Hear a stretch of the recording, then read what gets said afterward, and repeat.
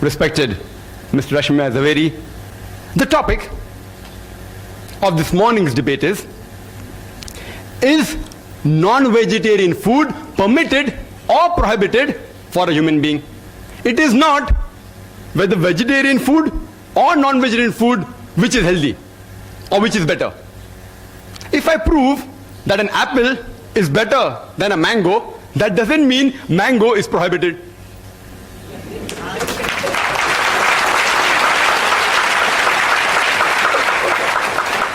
This statement is sufficient to end the dialogue for me, but I have to reply. Mr. Trivedi said that religion should not interfere with the human beings where it's concerned what we should eat and what we should not eat. That we should leave it up to the doctors. I agree with him that most of the religions, that is the case. The religious authorities, the main foundation, that's Almighty God, if he's not a doctor, the God that you worship is not a doctor, then you should not follow him. He says leave it to the doctors. But in Islam, we believe Allah subhanahu wa ta'ala, Almighty God, is our creator. And the creator of the human beings has far superior knowledge than all the doctors put together in all the years.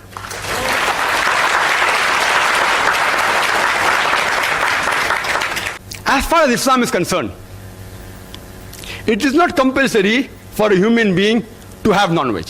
A Muslim can be a very good Muslim even by being a pure vegetarian. But when our Creator, Almighty God Allah subhanahu wa ta'ala, gives us permission to have non-veg, why should we not have it? And I started my talk by giving a quotation from the glorious Quran, from Surah Ma'idah, chapter number 5, verse number 1, which says, Ya ayyuhallazina amanu, O you believe, awfu bil uqud, uhillat lakum bahimatul anam, illa ma yutla alaykum. Fulfill all your obligations, and lawful for you for food are all four-footed animals with the exceptions named. Quran further says in Surah Nahl, chapter number 16, verse number 5, that cattle has been created by God for you. In it are various benefits. You derive warmth, and of the meat you can eat. The same message is repeated in Surah Mu'minun, chapter 23, verse 21, that you can have the meat of the cattle. And the pure vegetarians, they say that all life is sacred and no living creature should be killed. They fail to realize that today it's a universal fact that even plants have got life. So the main argument on killing a living creature doesn't hold good today. Previously maybe, a couple of centuries ago it may have held some weight, but today it carries no weight. Then they further argue today and they say, yes, we know that plants have got life, but they can't feel pain. Therefore, killing a plant is a lesser crime and lesser sin as compared to killing an animal. Today science has further advanced and we have come to know that even the plants can feel pain. They can even cry. But the cry of the plant cannot be heard by the human ear because the audible frequency range of the human ear is from 20 cycles per second to 20,000 cycles per second. Anything below and above this, the human ear can't hear. But the cry of the animal can be heard by the human beings, but the cry of the plant cannot be heard by the human beings. Just because you cannot hear the cry of the plant, that doesn't justify you to inflict pain or kill the plant.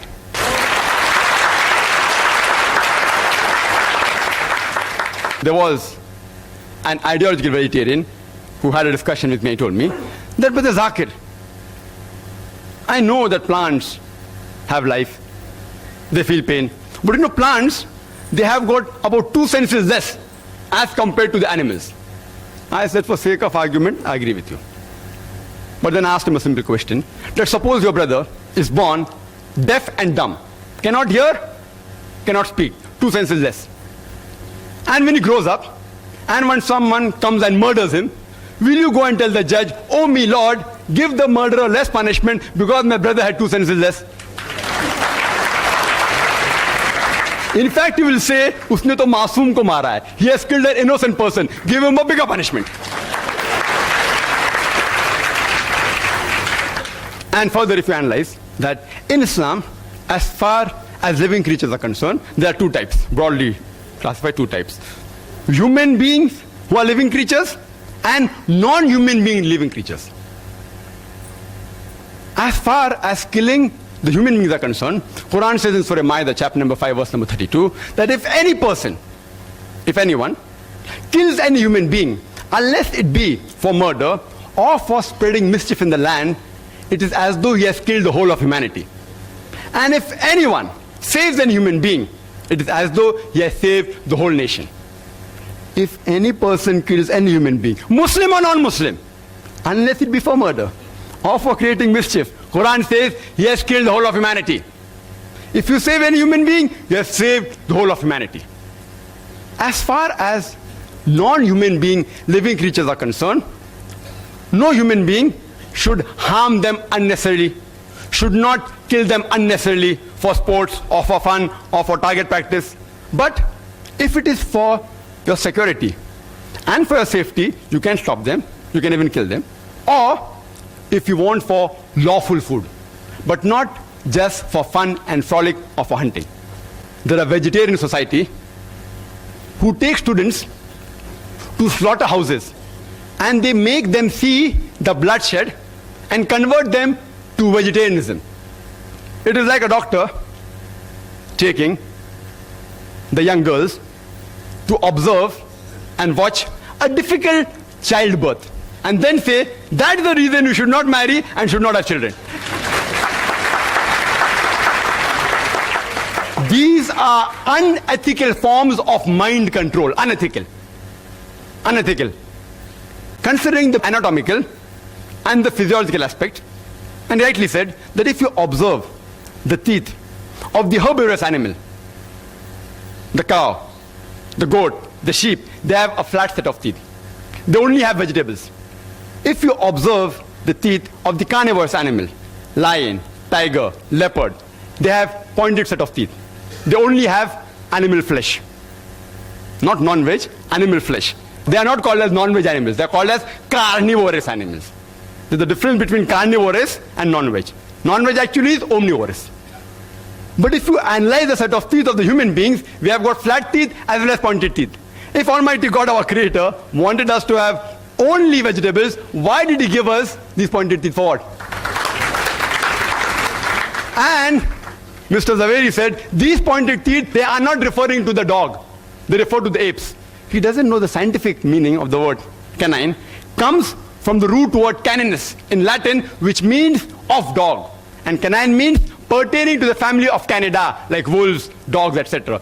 Scientists have given this name. Canine, meaning pertinent to dog. هنا مر